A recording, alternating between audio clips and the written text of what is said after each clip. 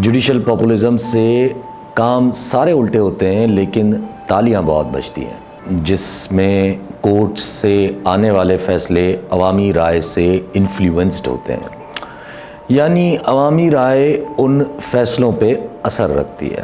तो ये जो अमला पुलिस का है, मैं दूसरों की बात नहीं करूँगा, मैं अपनी बात करूँगा। मेरे साथ पुलिस चलने से बेहतर है कि वो आप लोगों को सबको महफूज रखे। काजी फ़ायद ईसा साहब ने हलफ ले लिया और मुल्क के 29वें चीफ जस्टिस बन गए।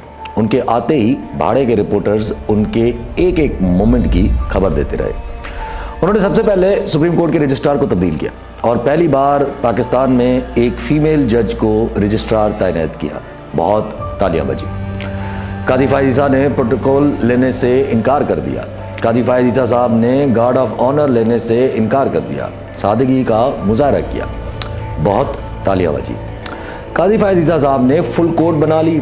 काजी फ़ायद ईसा साहब ने उस कोर्ट में लाइव टेलीकास्ट का हुक्म दे दिया।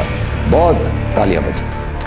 काजी फ़ायद ईसा साहब इन सारे कामों के लिए तालियों के हकदार हैं। उन्होंने आज की प्रोसीडिंग्स में जो कहा वो हम सब ने सुना। जो हमारे दूसरे जजेस साहिबान ने कहा वो भी सब ने सुना।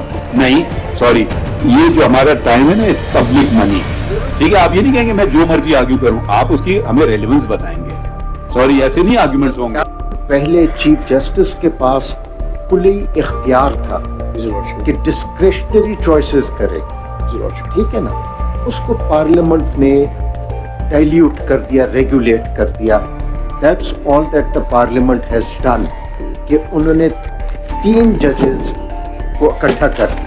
सिंपल सा आपकी जो समझ आई है मुझे आपकी, कि ये सारा कानून अगर यही सारा को फुल कोर्ट बैठ के बना ले तो सब ठीक है। नहीं सर, सुन लीजिए, सवाल तो सुन लें। जी कि 17 जज बैठ के ये सब कुछ बना ले तो ठीक है, पार्लियामेंट ये सारी चीज बना दे तो गलत है।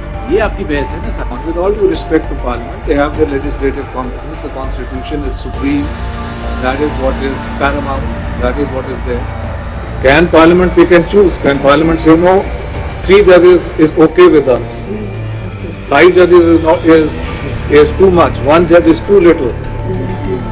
These are aspects that go to the independence of the judiciary. Today, Parliament says not less than 5 judges to hear interpretation.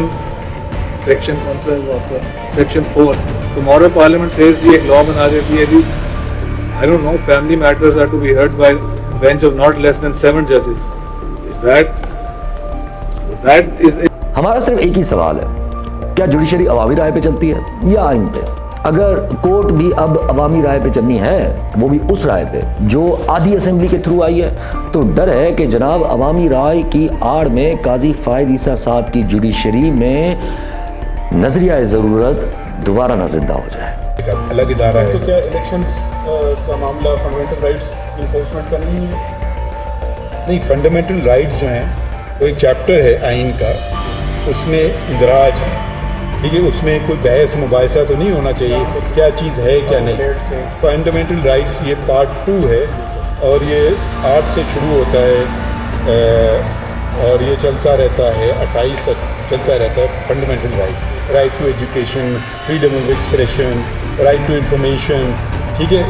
अब इनमें से आप मुझे बता दें कि कौन सी शिक है। मैं पहला सवाल अगर आप मेरे पास लाएंगे 184(3) का, मैं आपसे एक जनरल बात करता हूँ, कहेंगे जी मैं पहले पूछूंगा मैटर पब्लिक इम्पोर्टेंट, आप कहेंगे ये वाली बात। फिर मैं आपसे पूछूंगा दूसरा सवाल, विच फंडामेंटल, ठीक है।